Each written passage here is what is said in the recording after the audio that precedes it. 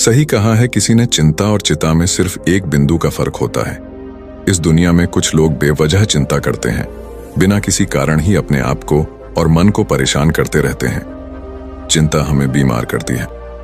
आज की इस कहानी में हम सीखेंगे कि क्यों हमें बेवजह चिंता नहीं करनी चाहिए। एक गांव में एक किसान था जिसे एक बहुत ही बुरी आदत लग चुकी थी, और वह आदत थी बेवजह चिंता करने की। वो हर समय किसी ना किसी चीज की चिंता करता ही रहता। वो हर समय सोचता रहता कि कहीं मेरे साथ कुछ गलत ना हो जाए, जबकि उसकी जिंदगी में अभी तक सब कुछ ठीक ही चल रहा था। उसके पास एक बड़ा सा खेत था जिसमें अच्छी खासी फसल हो जाती थी। खेती करने के लिए 2 बैलगाड़ियां थीं, एक अच्छा घर था, एक पत्नी और 2 प्यारे बच्चे थे। लेकिन फिर भी वो किसी ना किसी अनहोनी के बारे में सोचकर बेवजह चिंता करता रहता। कभी सोचता कि अगर मेरी फसल में कीड़े लग गई तो क्या होगा, अगर आवारा पशुओं ने फसल को बर्बाद कर दिया तो क्या होगा, अगर सूखा पड़ गया या अत्यधिक बारिश हो गई तो मेरी फसल खराब हो जाएगी। ऐसे ही वो भविष्य की अन्य बातों के बारे में सोचकर बेवजह चिंता में डूब रहा था। जैसे कि कहीं खेती के समय मेरे बैल बीमार ना पड़ जाए, मेरे बच्चों का भविष्य कैसा होगा, कहीं बुढ़ापे में मुझे कोई बड़ी बीमारी ना हो जाए, मेरे बच्चे बुढ़ापे में मेरा ख्याल रखेंगे भी या नहीं, वगैरह वगैरह। अपनी इस लगातार बेमतलब चिंता करने की आदत की वजह से वो आसान और परेशानी नहीं लगता था, और अब उसका किसी भी काम में मन भी नहीं लगता था। उसकी पत्नी ने भी इस बात को अनुभव किया कि उसे बिना मतलब चिंता करने की आदत पड़ चुकी है। उसने उसे कई बार समझाने की कोशिश भी की, तुम बेवजह चिंता करना छोड़ दो, लेकिन उसके समझाने का कोई मतलब नहीं रहा। उसे पता चला कि नगर में एक महात्मा आए हैं जिनके पास सारी समस्याओं का हल है। फिर एक दिन वो उसे लेकर एक बौद्ध भिक्षु के आश्रम में पहुंची। बौद्ध भिक्षु बहुत ही बुद्धिमान और ज्ञानी व्यक्ति थे। किसान और उसकी पत्नी अपनी सारी समस्या बौद्ध भिक्षुओं के समक्ष रख दी। किसान ने कहा, महात्मा, मैं हर समय किसी न किसी बात की चिंता करता रहता हूँ। मैं ज्यादातर उन बुरी चीजों के बारे में सोचकर चिंतित होता रहता हूँ जो अभी तक मेरे साथ हुई भी नहीं। किसान की समस्या को पूरे ध्यान से सुनने के बाद बौद्ध भिक्षु ने कहा, ठीक है, तुम दोनों कल सुबह आना और फिर मैं तुम्हें तुम्हारी समस्या का समाधान बता दूंगा। अगली सुबह जब किसान और उसकी पत्नी बौद्ध भिक्षु के आश्रम में पहुंचते हैं तो देखते हैं कि बौद्ध भिक्षु बहुत ही चिंतित अवस्था में जमीन पर पालथी मारकर बैठे हुए हैं और उनके सामने एक दूध से भरा गिलास रखा हुआ है। बौद्ध भिक्षु बार बार उस दूध के गिलास की तरफ देख रहे हैं और फिर कभी अपना हाथ अपने सिर पर रखते तो कभी जमीन पर वो बहुत ही चिंतित और बेचैन दिखाई पड़े थे। ये देखकर किसान ने पूछा, महात्मा, आप इतने परेशान क्यों लग रहे हैं? आपके समक्ष दूध रखा है, आप इसे पी क्यों नहीं लेते? महात्मा बोले, मुझे चिंता हो रही है कि कहीं इस दूध को बिल्ली ना पी जाए या फिर मैं कहीं जाऊं और तो क्या पता या दूध कहीं गिर जाए। मैं दूध को पीना तो चाहता हूं लेकिन मेरा भी मन नहीं है। मैं तो यही सोच रहा हूं कि अगर ये दूध खराब हो गया या कोई गंदी चीज इस पे पच गया तो फिर क्या होगा? इतना सुनकर किसान जोर जोर से हंसने लगा। किसान ने हंसते हुए कहा, इसमें इतनी चिंता करने वाली कौन सी बात है? ये दूध ही तो है। अगर इसे बिल्ली ने गिरा दिया या ये खराब हो गया या फिर किसी ने इसे पी लिया तो क्या हो गया?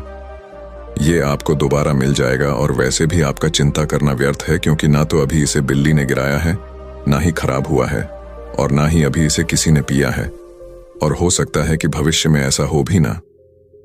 किसान के मुंह से ये बातें सुनकर बौद्ध भिक्षु मुस्कुराए और बोले, मैं भी तो तुम्हें ही यही समझाने का प्रयास कर रहा हूं कि भविष्य की उन घटनाओं की चिंता करना व्यर्थ है जो अभी हमारे साथ हुई ही नहीं और बहुत बड़ी संभावना है कि वो कभी होगी भी नहीं, और अगर हो भी गई तो जिस चीज को तुम एक बार हासिल कर सकते हो उसे तुम दोबारा भी हासिल कर सकते हो, और अगर नहीं कर पाए तो कोई बात नहीं, क्योंकि समस्याओं के आने के साथ ही उन समस्याओं का सामना करने की हिम्मत भी अपने आप ही आ जाती है।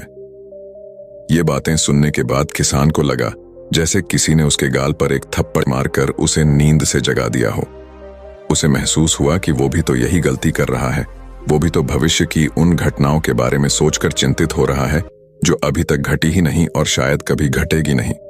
वो और फिर बौद्ध भिक्षु के चरणों में गिर पड़ा और कहने लगा, इतनी आसान में मुझे मेरी गलती का एहसास करवाने के लिए आपका बहुत बहुत धन्यवाद और मैं आज से पूरा प्रयास करूंगा। मैं बेवजह चिंता करना बंद कर दूंगा। जापान में एक लोकप्रिय कहावत है, अगर तुम चल रहे हो तो सिर्फ चलो, अगर तुम खा रहे हो तो सिर्फ खाओ, लेकिन एक समय में सिर्फ एक ही काम करो, चिंता न करो।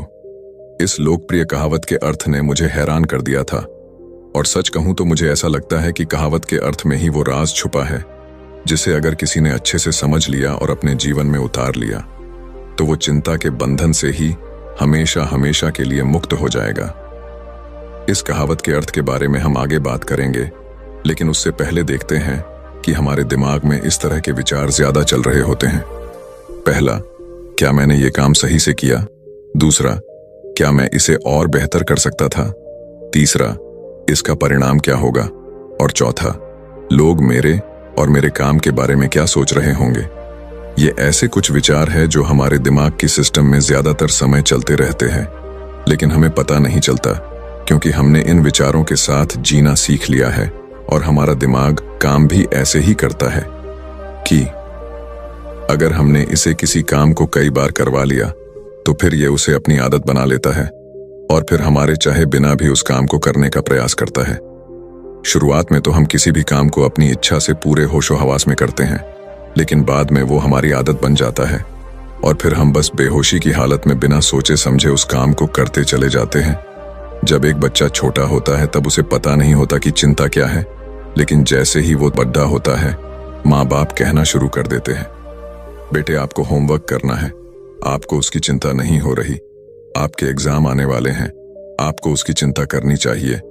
और ऐसे ही न जाने कितनी सारी चीजों के लिए बच्चों के आसपास के लोग उसे चिंता करने के लिए कहते हैं और वो छोटा बच्चा इस बात को मान लेता है। ये अच्छा, किसी भी काम को करने के लिए हमें उसकी चिंता करनी पड़ती है और फिर वो भी किसी काम की घटना के बारे में बार बार सोचने लगता है।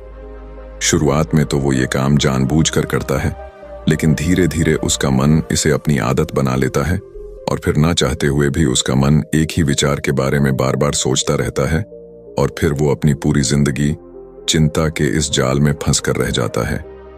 लेकिन अब प्रश्न ये उठता है कि इसका समाधान क्या है? तो इसका समाधान है ऊपर बताई गई जिन कहावत का अर्थ यानी जागरूकता। हमें अपने विचारों के प्रति जागरूक होना पड़ेगा। हमें थोड़ी देर रुककर इस बात पर ध्यान देना होगा कि कहीं हम ना चाहते हुए भी एक ही घटना के बारे में तो बार बार नहीं सोच रहे हैं। हमें पूरी जागरूकता के साथ ये देखने का प्रयास करना होगा कि पूरे दिन हमारे अंदर इस तरह के विचार उठते रहते हैं। अब आप पूछ सकते हैं, केवल जागरूकता क्या करेगी? मैं कहता हूं यह काफी है। ये मन को शांत करने के लिए पर्याप्त है, मन को अपने स्वभाव का एहसास कराने के लिए पर्याप्त है और जीवन में जागरूकता लाने का सबसे आसान तरीका है ध्यान करना। ध्यान करने के दौरान अपने विचारों पर ध्यान देना, और जब आप पूरी जागरूकता के साथ अपने विचारों पर ध्यान देना शुरू कर देंगे तब आप पाएंगे कि आपके मन में चलने वाले गैर जरूरी विचार एक एक करके अपने आप ही गायब होना शुरू हो जाएंगे और फिर आप एक आनंदित और शांत जीवन अनुभव कर पाएंगे। बाकी अगर ये कहानी आपको अच्छी लगी हो तो इस वीडियो को लाइक करें